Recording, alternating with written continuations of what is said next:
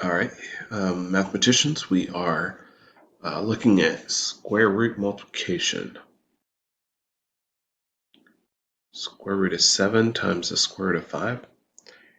What we can do here is multiply the two numbers underneath the square root. So the 7 and the 5 can be multiplied together to get 35. Now 35 is not a perfect square, and it has no perfect square factors.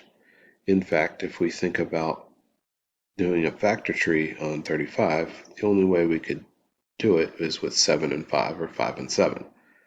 And so it will not simplify anymore.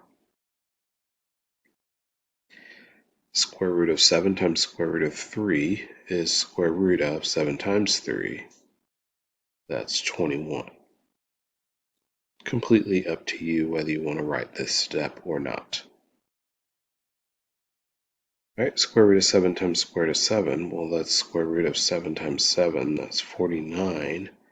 Square root of 49, well, what number times itself is 49? Well, that's 7, so we no longer need the square root. In fact, the square root of a number times the square root of the same number is that number no square root. Square root 15 in parentheses squared means that it's the square root of 15 times the square root of 15. And so using the previous thing, you know it's 15. Even without doing the calculation and getting 225 and then taking the square root and going back to 15.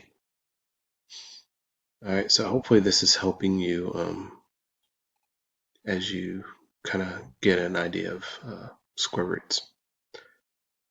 Feel free to click like and subscribe on this YouTube channel.